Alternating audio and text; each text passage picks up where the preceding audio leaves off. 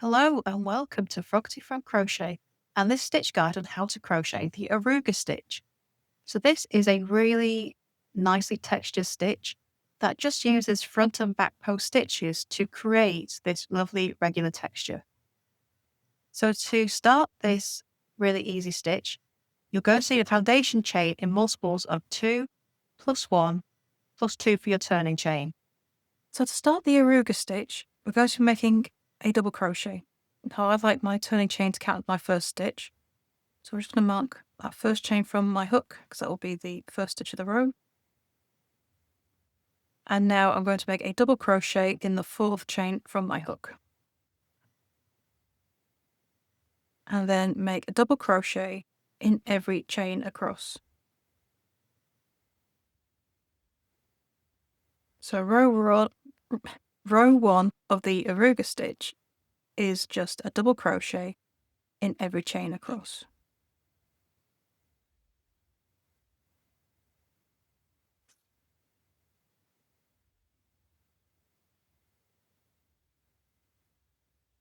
Still roll 4 yarn. So this is a really nice simple stitch, but it's got a really lovely texture to it. And that texture is created using front and back post stitches. Which means that this is a double-sided stitch and you can choose which side to use. Okay, so double crochet in that last chain. And now I'm going to turn. Chain 1 and row 2, we make a single crochet in the first stitch.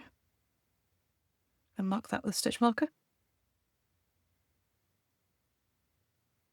Okay, so in the next stitch, we're going to make a front post single crochet. So round the double crochet post in the row below, yarn over, pull up the loop a little bit so it's the same height as the single crochet you made to start with, and pull through both loops. Now the next stitch is a back post single crochet. So round the post of the double crochet in the row below. Oh, I did a yarn over. No, it's a single crochet stitch.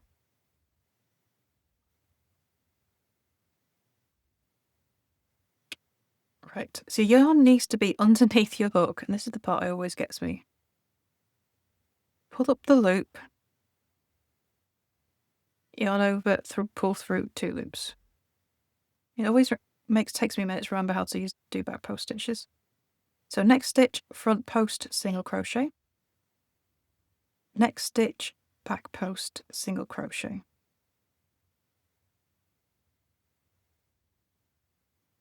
And you continue that all the way across, alternating between front post and back post stitches.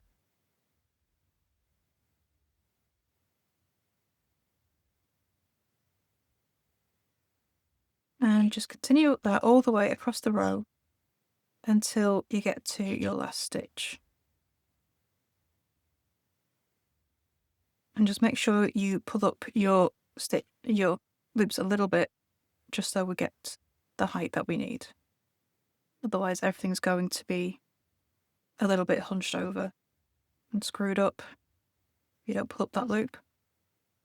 And then when you get to the final stitch of the row, pull that stitch marker out, you'll make a single crochet. So our post rows, you will start and end your row with a single crochet. So you get that lovely texture on both sides. Okay, so row 3, turn, chain 1, and make a double crochet turning chain in the first stitch. Just mark that with a stitch marker.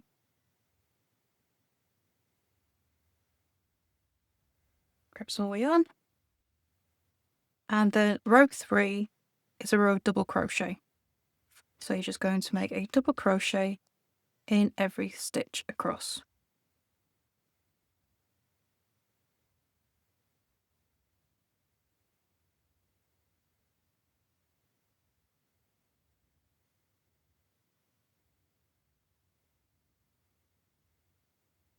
So in between every post row stitches, you're going to have a plain row of double crochet.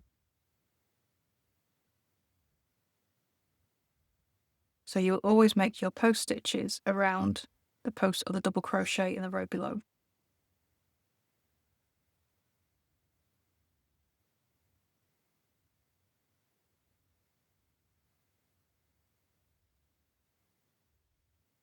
Final stitch of the row, double crochet, and then turn.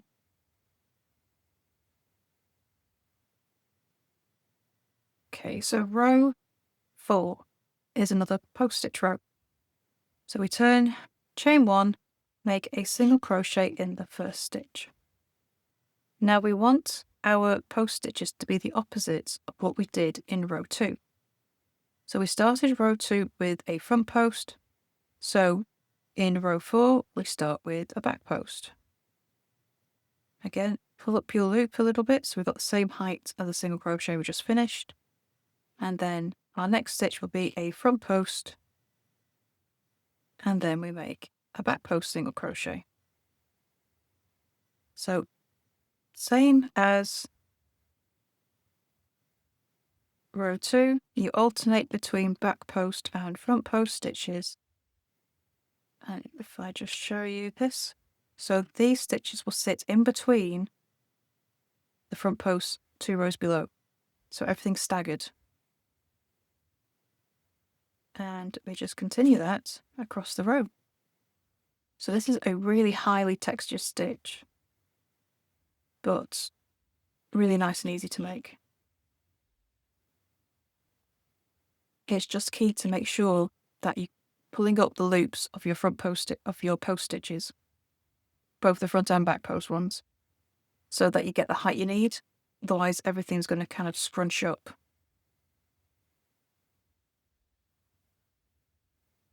And it's not going to look quite as neat if you don't. Oops.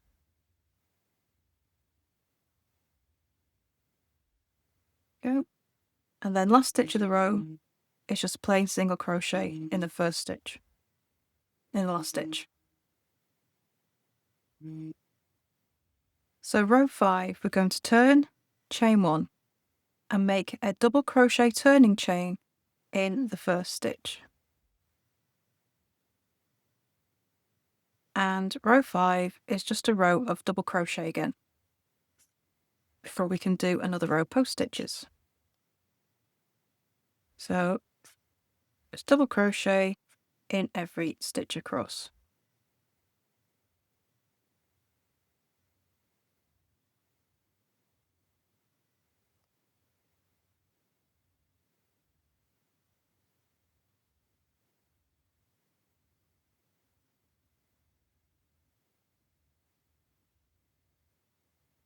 Okay, so once we finish row 5, that's the end of the repeats for the stitch.